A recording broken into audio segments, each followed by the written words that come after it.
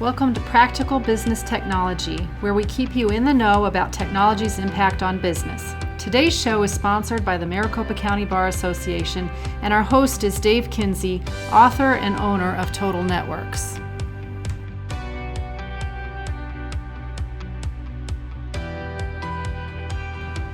Hi, I'm Stephanie. And I'm Dave. And today we're talking about working remotely, part 2. We talked about this a couple months ago when the pandemic started and people were working from home. But at the time, I don't think we expected to be working from home for quite as long term as it's looking like it could be. So we were talking about the new abnormal, and now it's the new normal. I don't know if it's normal yet. It's not normal, but I guess it's more long term. We're hunkered down. Right. So I mean, some people have gone back to the office. Yeah. But I think a lot of businesses, even if they've gone back to the office, it's still maybe reduced staff or rotations. And when you're working from home in an emergency, you might not have thought about the setup as being, this is the way I'm going to be working for the next 6 months. That's right. That's absolutely right. I can think of, there was sort of that day. We're here in Phoenix, Arizona, and I remember we had trickles of people more working from home as everything was all in the news and all that. And then our Governor Ducey from Arizona issued a stay-at-home order, and then effectively in a day, in a business day, pretty much, we went from supporting 200 offices to, around 200 offices or so in Phoenix, to like more than 2,000 with all the people working from home. It was just all of a sudden like, hurry up, help me, how can I work remotely?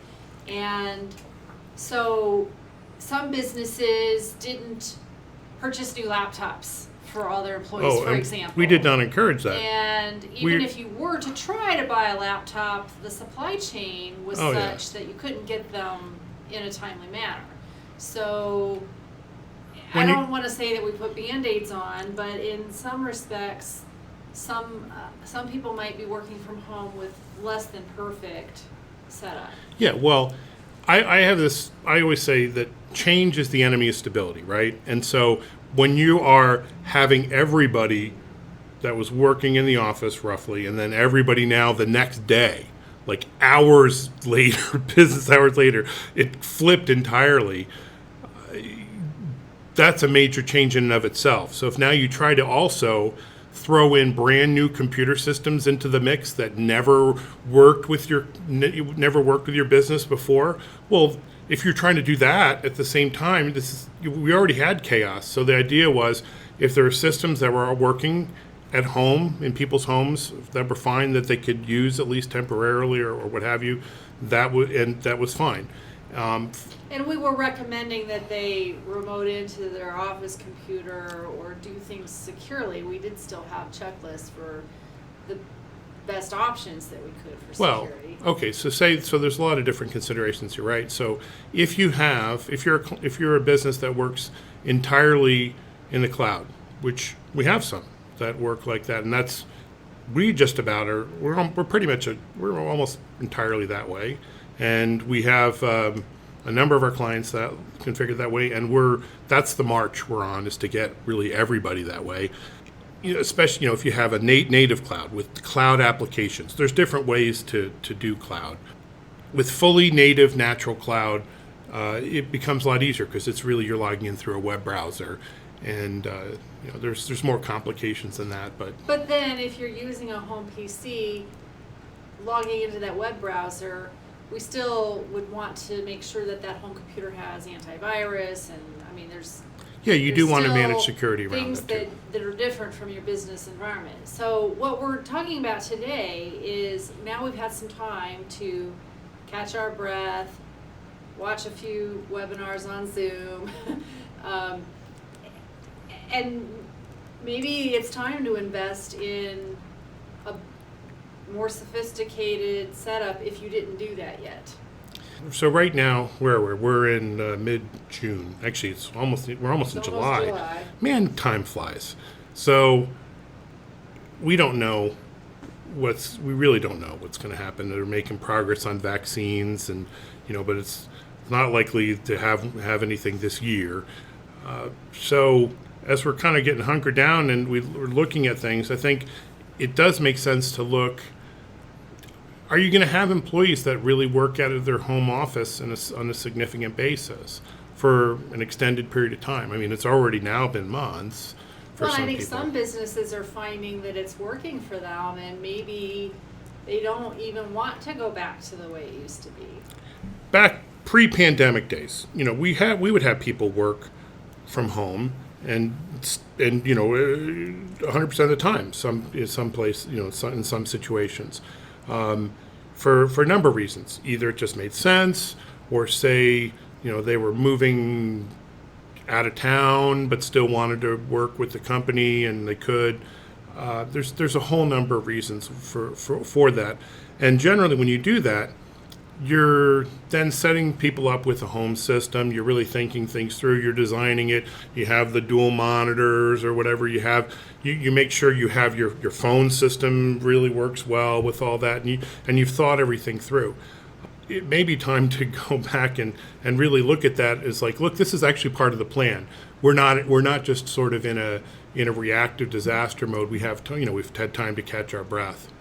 So what are the types of things that we would recommend for a home office?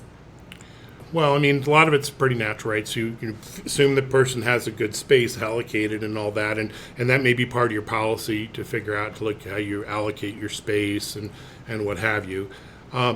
Having an actual business computer at their house probably makes sense, so you can have it dedicated for that. Making sure that you have how many monitors and what size and all that.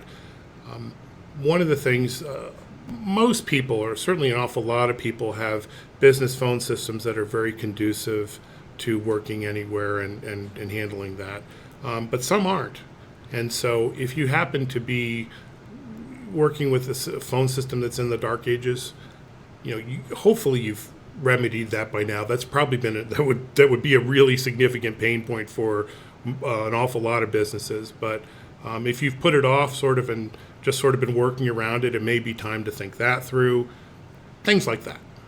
What about just their network connection, like any old rinky-dink modem, or should we be recommending that they have a different modem? We've definitely seen some limitations with people's home internet, because typically your internet availability is determined by where you live, and not only are your options determined by that, but certainly when the pandemic changed where the workforce was working, we saw a lot of strain on people's home networks where it's like now everyone's working from home. Actually, I don't know how much of it is that it was people working from home or people stuck at home watching, kids and everybody watching videos on, YouTube or, Netflix and whatnot, combined with the fact that they're now working from home. And so everyone was all this is competing for bandwidth, and people that were trying to get work done were suffering. And so in some cases may still be suffering. So there's some limitations to what you can do with where you live. There are some options, though. Typically with money, there are some options that that might be a little expensive, but there's some options that can help alleviate Like issues. Well, I've talked with one company that has this SD-WAN. It's a software-defined WAN. The idea that you might say you have Cox that is only so-so when you have the ability to have cell phone, Verizon or whatnot. Now that there's some limitations with Verizon, and how much you're going to pay to use that, but you could maybe have it fail over, find best ways to route. Same thing, or you might have like say a CenturyLink and a Cox, and you could have both circuits and have failover and have it find the best route. These can be expensive solutions to design, but say if you're somebody that's working from home and you're stuck that way, if money is no object to some extent, money's always an object, right? But if you have a fairly robust budget to address it, there may be options. There may be options to address it. Well, good. What other things? Like people might have a scanner at work in the office, and they may not have a scanner at home when they just rushed home to work from home for this. But if you're going to be doing it for long term, that might be an example of something that you'd want to consider having in the office. Yeah. Well, a lot of people may have picked it up and carried it home. There's been people carting things and whatnot, or maybe it makes sense to have or it could make sense to have it in both places. Yeah, when it comes to actual scanners, like say if you deal with paper and you want to scan and shred and get rid of it, which is generally a good practice, having a portable little desktop scanner works well. It doesn't work well, obviously, in working remotely if you're depending on your big multifunction copier scanner to do the work. And some people do that. Some people sort of that is their main scanner. And we've looked at that a lot. If you're trying to go paperless and you're trying to kill paper, there may be occasions where you want to use that multifunction scanner copier, but we've found that it's much more efficient and effective at getting rid of paper to have people have a desktop scanner, because then they don't have to get up from their desk, and it's just sort of natural. Their work, they scan and shred at their desk. So, yeah, but so looking at things like that. So, what else? If you don't have all cloud and you need to access your company network, how do you do it? What Sure. What are things that maybe weren't considered in the emergency mode, but if you're thinking long term and you want to invest in doing it the right way, you should think about? Sure. So certainly we have a lot of clients that we've managing to have fully in the cloud, but we certainly have a heck of a lot that are not, that still have things in the office that they need to get to. And one of the main ways to do this is, so say the big question you have: do you have PCs, desktop PCs, or do you have laptops for employees? If they have PCs that are in the office, you generally want to have what's called a remote desktop gateway, RD gateways. This is Microsoft. There's different ways to do it. There's go to PC or whatnot, but I think we'll say Microsoft RD gateway is generally, I think, the most cost-effective and best way to do this. Remote control your desktop. So that's a good way to do it. So you're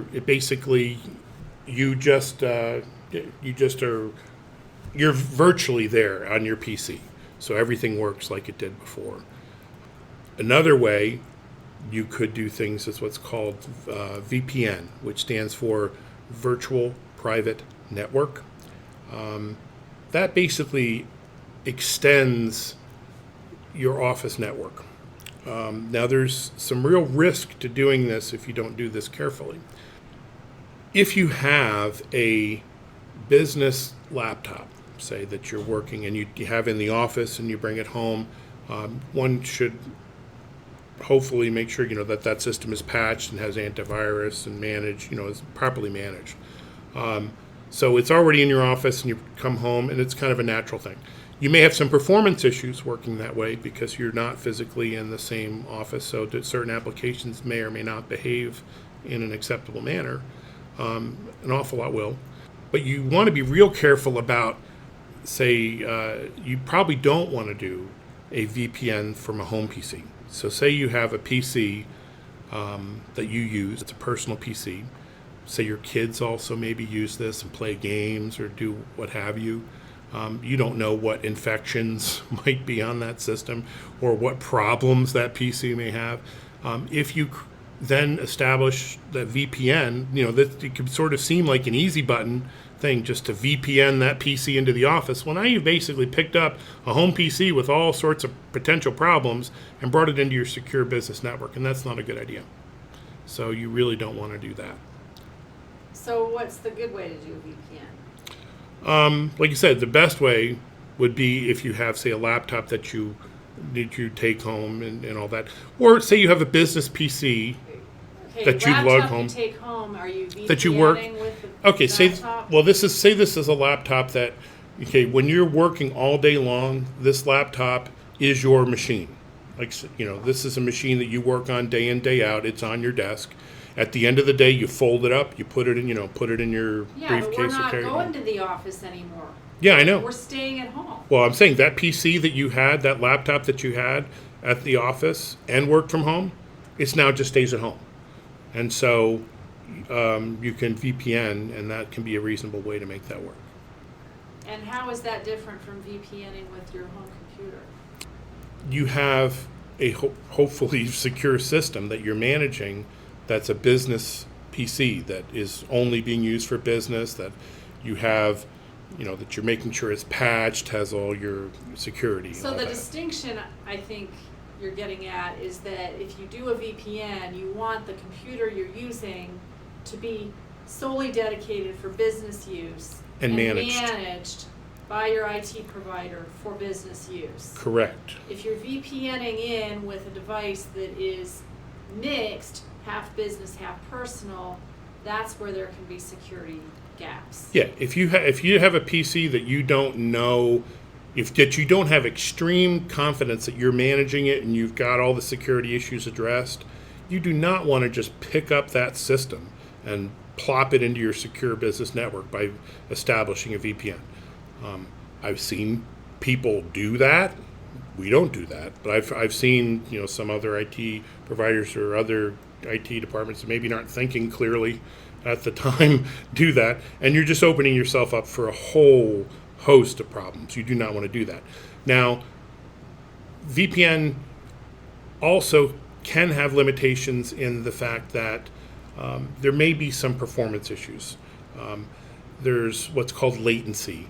It basically has to do with when you're sending network back and forth, there's going to be a little bit of a delay, and that can add up every time you hey, give me this piece of information. Okay, how about this, all that back and forth, as opposed to happening on a local area network where things happen really, really fast.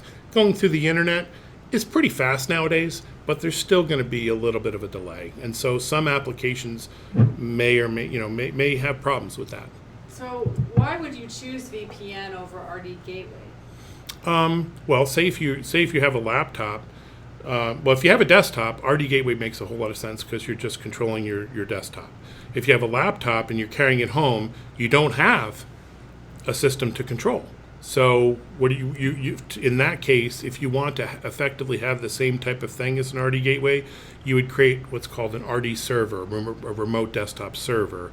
That would be it's kind of like a big shared PC as a server that people would log into, and so that would give you that experience basically of having a desktop PC in the office. So, but it's virtual, so you would create it on a server. So there's licensing costs to address either way as well. So Microsoft always wants to get their money for remote desktop. You pay for what's called a CAL, a client access license. They're doing the VPN, you may have licensing for that as well, depending on how you do it. So there's trade-offs. There's no one perfect right way to do it, but I would say in general, you're generally going to be safest if you have a remote network doing something that is remote desktop. So a remote desktop gateway, remote desktop server, because you're only effectively exposing a web page. Basically, it should be a secure web page that somebody on their home PC is going to log into, or they might have a little icon on their desktop they click on that automatically logs them in to through this secure page, or prompts points them to that page. But you're not bringing your problems from home into the office. So you're not bringing your security, your cybersecurity problems from home into the office, that's the one thing you want to be very careful about at all times. So what other things should people consider as they're working from home long-term? It's always important from a security standpoint to look at how you're authenticating, and having multi-factor authentication is an important thing for anything that is internet facing, which is generally how you're going to log into your office network. And so you want to have two-factor have two-factor everywhere, or multi-factor everywhere is a good security approach. All right, well, any closing thoughts? Stay safe out there, everyone. Keep away from computer viruses and real ones. Thank you.